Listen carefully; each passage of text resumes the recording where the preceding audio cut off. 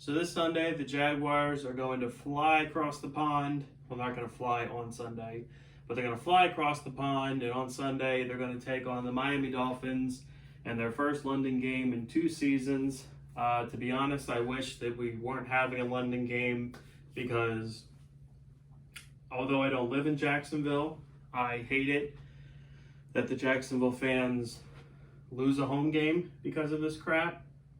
But turn this abysmal, horrible, losing franchise into a winning, productive franchise, and butts will be in the seats, and this London thing can be a thing of the past. But unfortunately, that's not where we are. Unfortunately, the Jaguars still have to go to London because Shad Khan wants to make the money, and they make more money over there than they do here, or they make more. I don't know exactly how it works, but they make a lot of money. They make a crap ton of money to go over for that one game. So be it. Whatever. That's not what we're talking about. We're talking about the Dolphins. Now, the Dolphins are 1-4. They are a team who last year looked to be a team on the rise.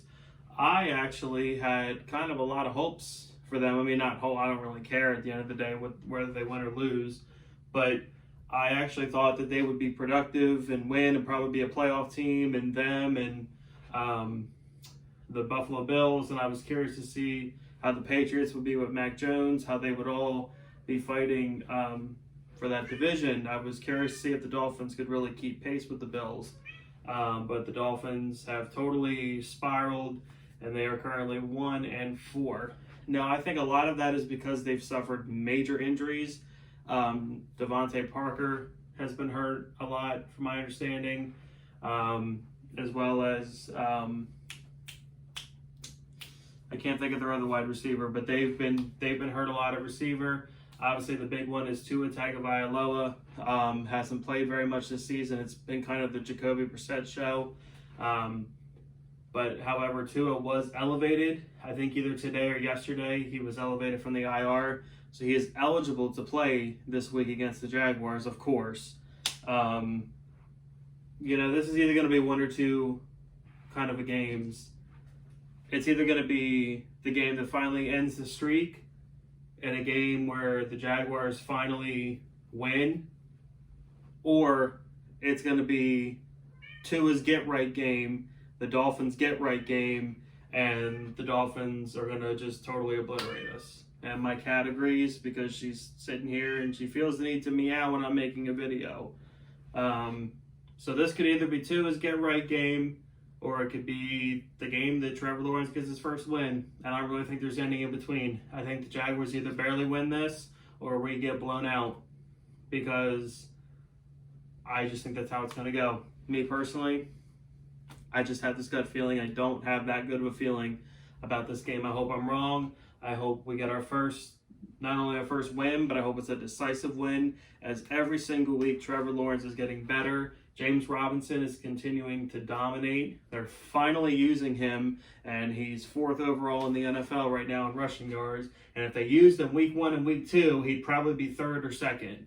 But what do I know? I'm just the dude that makes YouTube videos. Now, the Dolphins, if you look at the numbers all across the board, they're not good.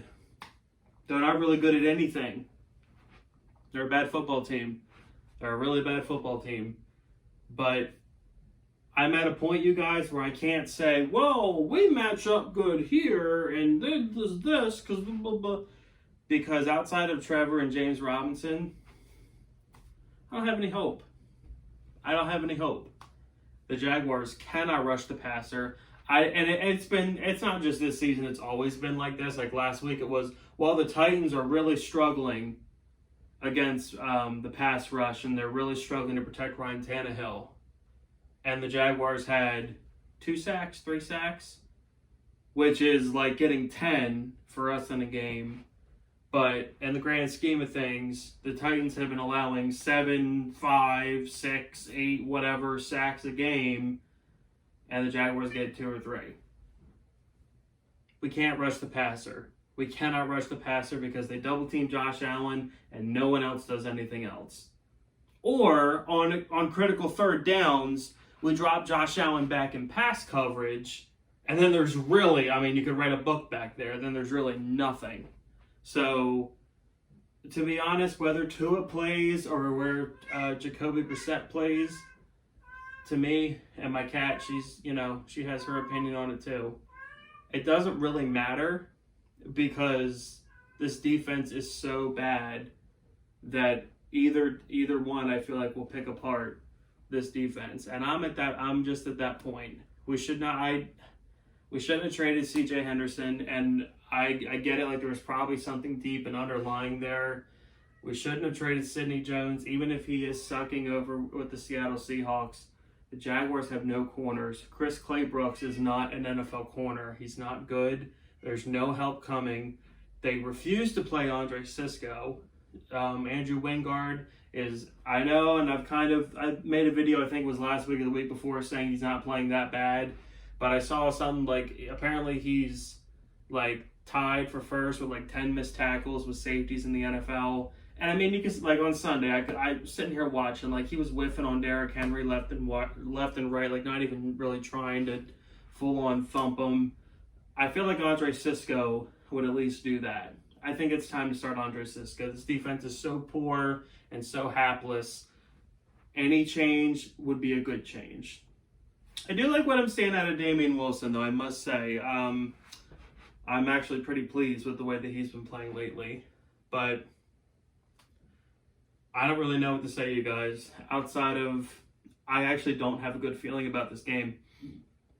I hope I'm wrong.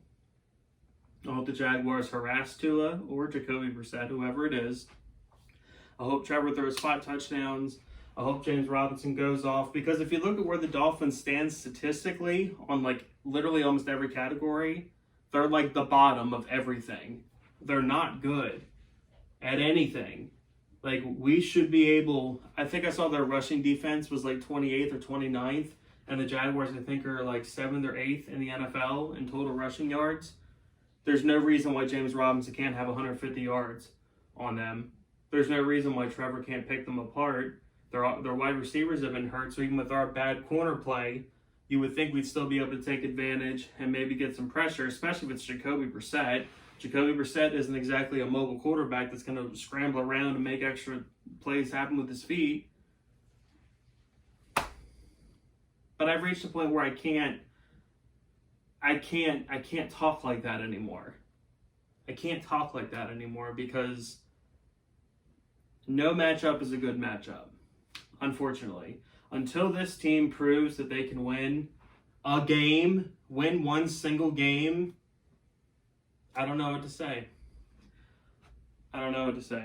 Although I will say this one thing. It really sucks that Brandon Linder is out for at least 4 to 5 weeks just because Darrell Bevel refused to say, here you go, James Robinson, here you go, 1 yard line, go score. Because he refused for the second week in a row to do that on 4th and 1. Now we lost our best offensive lineman for the next month, so appreciate that. Go Jags. I hope we win. I always hope we win. But I've reached a point where they break my heart so much and they mentally exhaust me so much that I can't ever expect them to win, no matter who they're playing. I just can't do it until they prove me wrong. If you love the Jaguars, if you hate the Tennessee Titans, and if you're not subscribed to this channel, hit subscribe, hit like if you're excited to watch a 9:30 a.m. football game this week. Hit like, hit subscribe, go Jags.